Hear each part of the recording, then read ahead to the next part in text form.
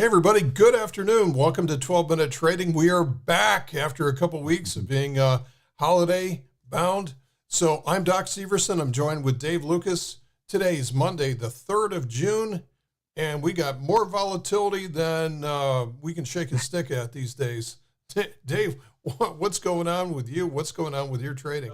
I'll tell you, Friday was just phenomenal. I don't know, I probably a lot of people had checked out by then, thinking this thing's just gonna fade off in the end of the day. That last 15 minutes of trading was just fantastic to watch. And I saw like there were if you had I think if you had like the 5250 on the SPX was like 10 cents before that 15 minutes, and if you had bought that and rode that up, it was worth like 400x or something like that by the time it was over. So not surprised today we're selling off some. It's a little bit of a hangover after that kind of a crazy move, but who knows? I mean, maybe we do the same thing at the end of today too, because we were down pretty big. I think the S&P was down 40, 45 handles earlier today, and I think as we started this is only down like 15. So maybe we see the same type of thing into the end. But this is just seems to be a range-bound market right now, waiting to pick its next direction. To me, it's more of a pause in the midst of a weekly swing higher. So we got the initial move off of the weekly swing, which was the rally that we've seen over the last few weeks. Now for about a week and a half now, we're kind of pausing and we're kind of going sideways. We're staying right around that moving average on the daily charts. And it seems like it's just charging itself back up and getting ready to go again. And I do think that we're going to go higher in June and into early July and burn out that weekly energy. And then you get your correction. Then I think all bets are off. But I think that's kind of how it's shaping up. So Yeah, we so talked about that a little bit before. this is what we call a Darvis box. So when we have a significant low, we have a significant high, which was this morning's highs. So we are in between 5,300 and 5,200 on the cash index. If we see this break above here, this confirms the uptrend. So that prints a significant higher low, and then we have a subsequent higher high to go with that, especially if you have a closing value above there. Now, what could also happen is from this Darvis box, and this is why I'm a big believer in these things, is that everybody leans in one direction or another. Mm-hmm. What this is also potentially right now a lower high. And if the price closes out through the bottom of this, then that creates a lower high, lower low. This is actually a change in polarity to a downtrend again. So we had one of these, the same thing here going on. And so that's a lower high. And then finally we had a lower low. And so we had a change in polarity to a downtrend. And then the opposite happened. We printed a higher low, higher high, and that was the change in polarity to the uptrend. So like you were saying though, if you zoom out to the weekly chart and see what's going on here, it's just a swing. It's a pause and a swing to the upside. So for this to reverse, for us to go into a weekly downtrend, we would have to go into something pretty significant. We'd have to take out 49.50-ish.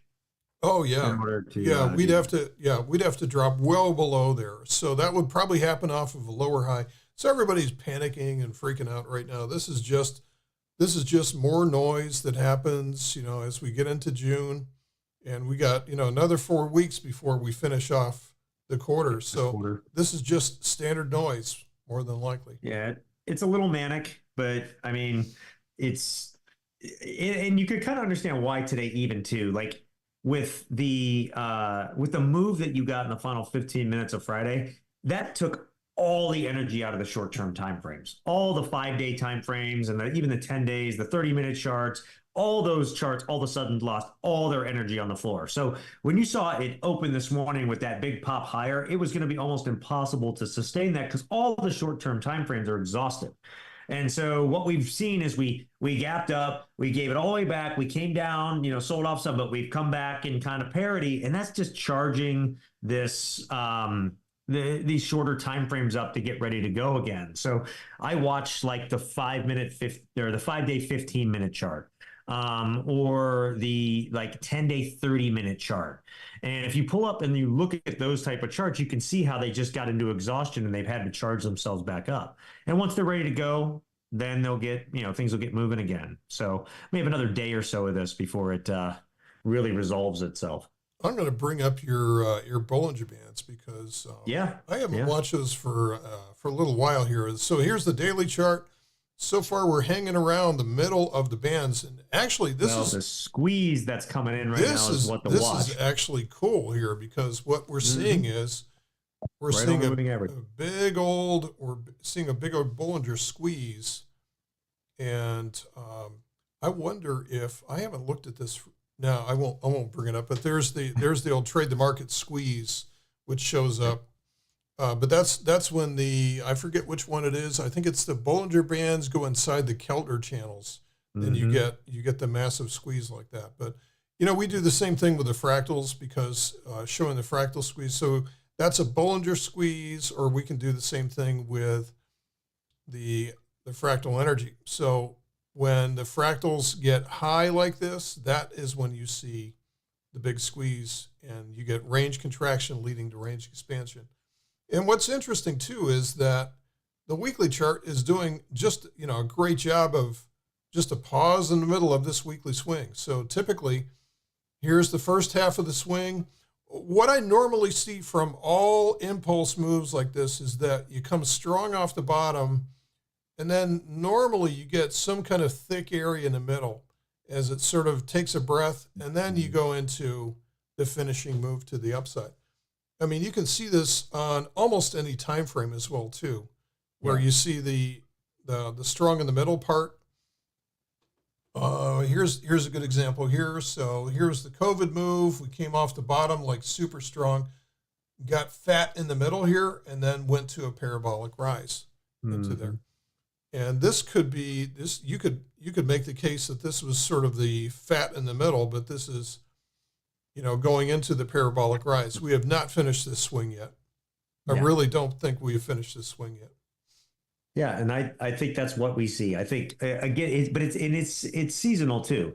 It's always choppy into the end of May, in the beginning of June. Sometimes you even hit like your really big low, like mid-June-ish, and then it rallies from there. And you get that summer rally that goes for typically through into the middle of August or so, and then things get really nasty as you get into September, and you get that nasty volatility and chop. I think this year is setting up perfect for that because, I mean, look at what we've got in front of us, right? Now's the time traders are going to make their money.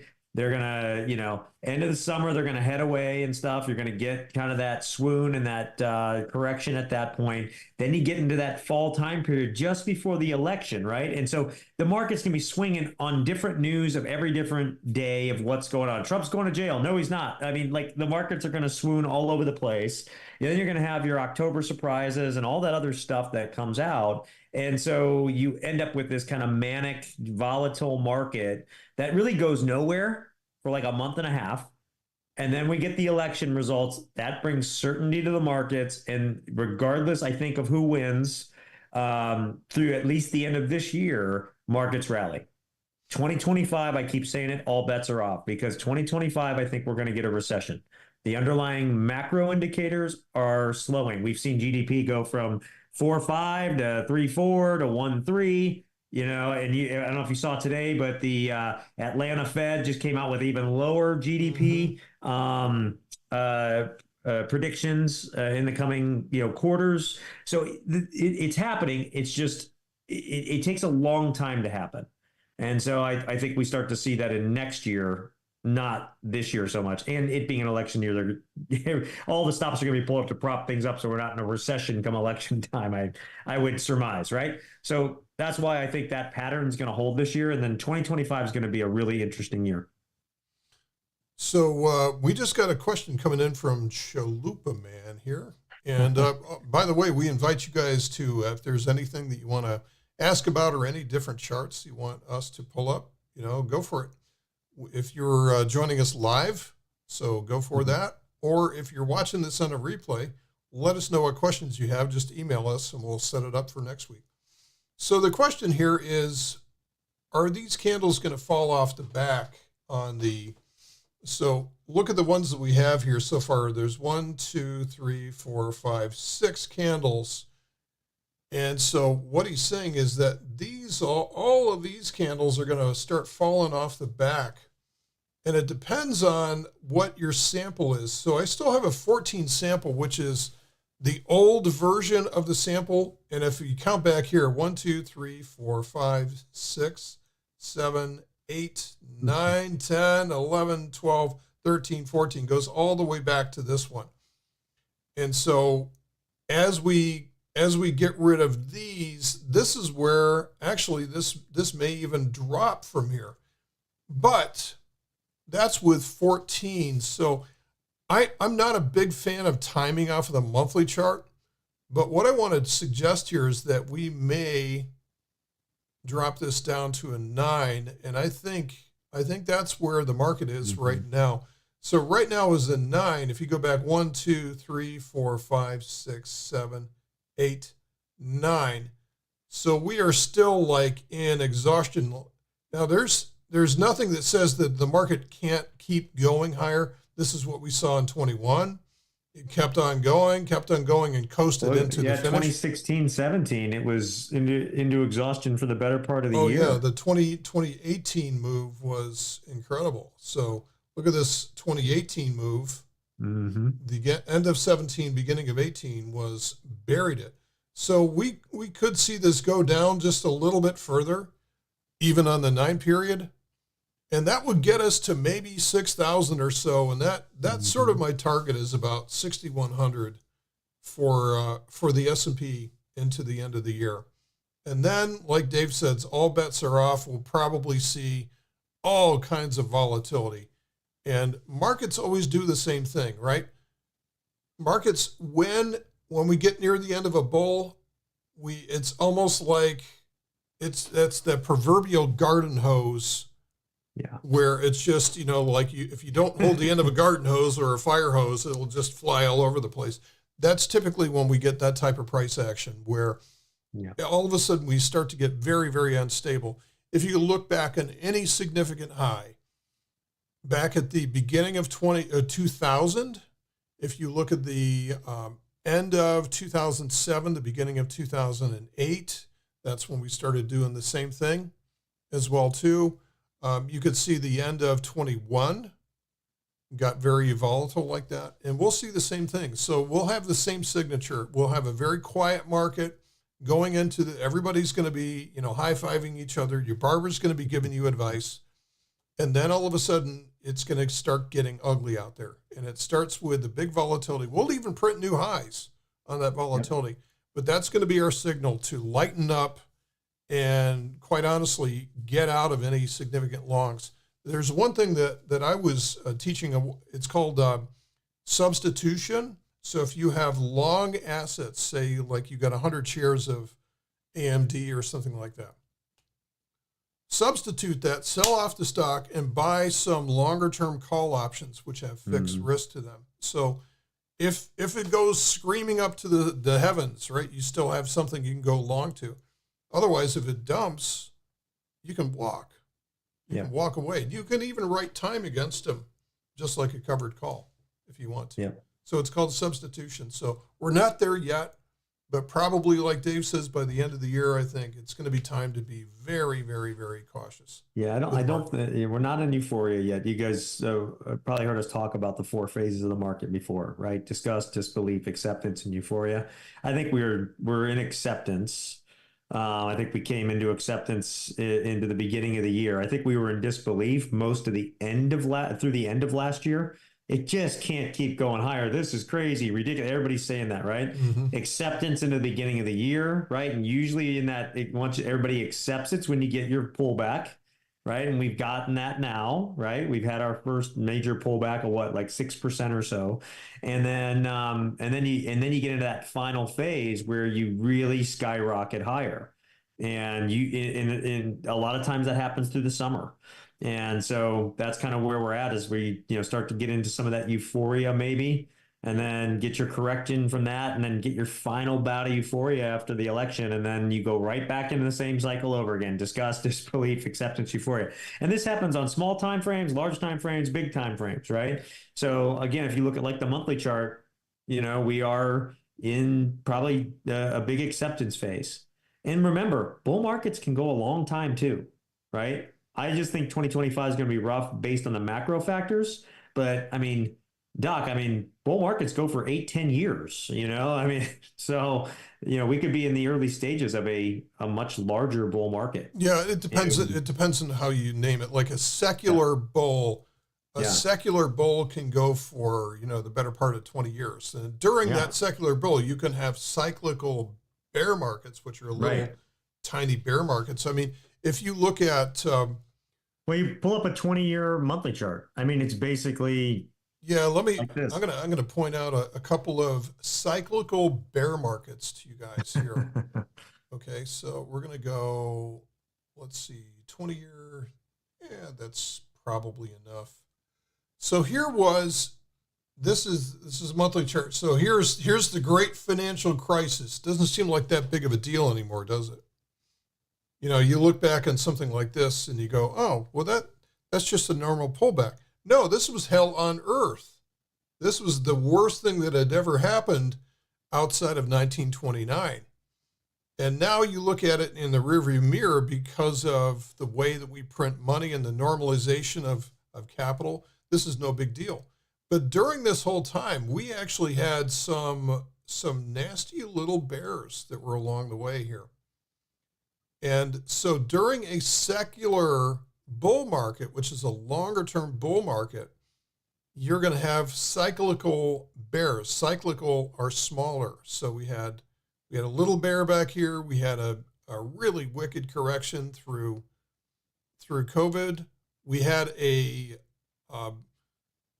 textbook bear market in 2022. Textbook, absolutely textbook. And we just had, we had a little correction at the end of 2023. That was 10%, 11%, and then we've had 6%. This is doing exactly what it should. So sometimes it really helps to be able to zoom out and say what's going on in the bigger picture and not overreact to what's happening on, day to day.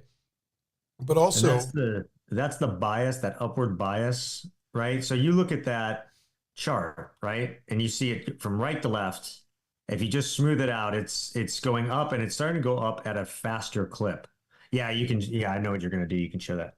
well, yeah, let me show this. This is going to blow Log everybody's scale. mind. Yeah, if you go to the log scale, you're seeing this. If I go back to like all time, this is back to 1920s and 30s.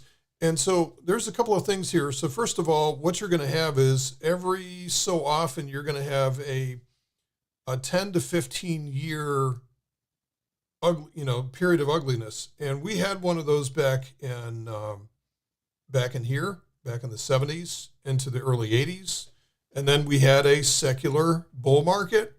And then that turned into, this is actually a secular bear market. This is a secular bear. So right now we're in a secular bull. We're in a secular bull. And eventually what Dave is saying is that we will transition into a secular bear, and it's going to be nasty. It's going to be, 10 to 15 years of this kind of stuff. And so learning how to trade and not just hold is going to be paramount. But and a few other things to this. If you look at that trend, and I think you saw, if you have to click the log scale, I think, because I don't think that's logged. now it's log. There you go. There we go. There. Okay. Now that's so look at that trend over time of the market, right? And so interesting enough, you can see why does it continue up from left to right? And why, if you even if you looked at the last version that we had, if you noticed it really took off a rocket when 08, 09, 10. Why? Think about why would it start to really steepen at that point? It was already kind of steepening. You can see from the 70s, 75-ish, starting to head higher at a faster clip. But why did it start to really steepen then? Because of the money printing, right? QE, all this crazy financial engineering. And nowadays, here we are, 35 trillion in debt, adding a trillion every effectively 3 months, and continuing that. You're so far into that now, you can never stop it. And so what happens is, again, it's what you're witnessing here is not is not just the market going up over time. It's actually the dollar losing its value over time is what you're watching in this chart, which is really interesting because So yeah, go ahead. I was just going to say some of these areas, you can look at the slope like really increasing because like, in the late After World War 40s, II. yeah, after World War II, we were the Boom. only manufacturing superpower that was out there that was selling to the world, right? So that was a huge area. And then of course here's where the internet started to wake up, and so we got 5 uninterrupted years of just a Super Bowl into that. And so what you'll find is that these sort of like game changers hit, and then we get like a decade of just malaise, a decade of malaise. Mm-hmm. So the same thing will happen here, and maybe what's going to push this thing up to S&P 10,000 is going to be the AI revolution, and then after that we're going to have our secular bear again, as all of a sudden everybody's out of work and we don't know what to do, right? So these cycles occur again and again in the markets. Yeah. And markets over time will have that upward bias because the dollar is losing its purchasing power every single, well, day, but every single year it's losing its purchasing power more. So that it's not that the market's going up in value, it's the dollar losing its value, like assets, right? It just I built a house and just before COVID, I think we moved in 2019, and the price per square foot on the house at the time, 150, $160 a square foot. And that's in Ohio, right? So we're in Ohio. Well, a lot of other areas, I know it's different. But nowadays, if you want to build a house in my same like area, it's 300 to 400 a square foot. Like, let that sink in for a second. Now it's great for my property value, right? I, had good timing on that luck. But that's what inflation does. And then it kind of sets a new bar, right? So, are we going back to $150 a square foot? If you have a depression, it's going to get you back there. But for the most part, it's just going to continue to go higher now because that's the new bar that's set, right? And that's what inflation does when you get these big bouts of inflation. That's what happened in the 70s and carried into the 80s. And you saw what they did in the 80s just to get inflation in check, right? But still, prices kept going up. Markets keep going up because your dollar's losing value, and so just keep that in mind from a larger term thinking. Yeah, you're going to have these bouts down and stuff, but when you get these nasty moves down, it's a really great time to take advantage of that. It's a really great time to either just buy to hold for a while, right, and like maybe even sell calls against, or like I love to sell deep out of the money puts and put spreads into that type of stuff. I was doing that last fall into that. And we'll continue to do those things. And so you just have to play. And at the conversely, if you like to buy options, it's a great time to just buy calls a year out and hold on to them, type stuff. So you just have to think in those bigger terms of where that upward bias is going over time and kind of tune out the noise. And like we showed you, log scale, yourself into the market that way. So hopefully that makes sense. But I think it's important to keep in perspective. Some of the other things that we're seeing is just the scale of what technology brings to a company. Yeah. You could look at, and I don't know the numbers off the top of my head, but if you're going to compare like a General Motors, which has got probably 150,000 employees, right, and struggles against a huge headwind to be able to make a profit if they do it all. Right. I don't know if they do it all. Versus you can have a company which has maybe got 150 employees, which is driven by technology, can get similar revenues and much, much, much higher profits from that. So I think to some degree, that's what you're seeing. And that's why technology. Oh yeah. The leverage at our fingertips is outstanding. And what AI is also bringing to that game is, I think, beyond what people can imagine. Well, you and I were just talking.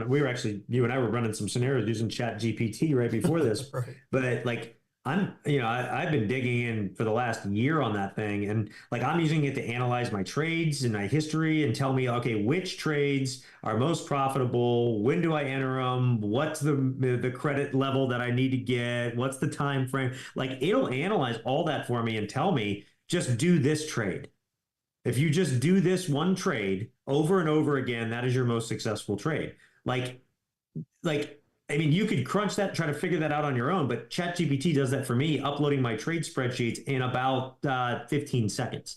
Like, think about that value that's in the palm of our hands. Now, where does it ultimately end up? This thing is, I always say it's like Jurassic Park, right?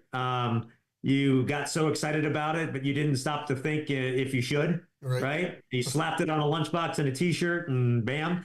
So who knows where this thing ends up? Yeah. But as a tool to use at this point, there's a ton of just amazing value there. I probably cut 10 hours out of my week of doing things just with ChatGPT and automating things like that. I can even have it build think scripts for Thinkorswim. You want to build a scan? It'll build the scan for you. Just upload it into Thinkorswim. So I urge you guys, if you're not playing with it, it's something to start giving a shot and use. Just ask it, tell it what you want, what you're trying to do, and ask it, and it'll tell you, yes, I can do this or that, and everything else too. So really interesting. Maybe one of these days we'll just do a session. We'll just pull up ChatGPT and have fun with it or something like that. Yeah, we could do that. So, yeah. Okay. All right. Any other questions? While Dave and I are short timers here, we just got a couple minutes left before the top of the hour. So just want to open it up and see if there's anything else. Any other questions or any other topics for us for next week? So drop them in there if there are. Yeah, so it's amazing. Here we are. We are now in the 6th month of the year. It just seems like we just flicked over the calendar. No, it's crazy. And away we go again. So watch the final half hour today, guys. Who knows what we're going to see after Friday? Yeah. I mean, the final 10 minutes could be we could run to new highs in the final 10 minutes the way this thing's been going. Yeah, so. just real quick. Right now, the governing price level is the anchored VWAP. So this is the anchored volume-weighted average price that is anchored to the opening print from today, and that is where the S&P is found. If it gets above that level, then it's probably going to run.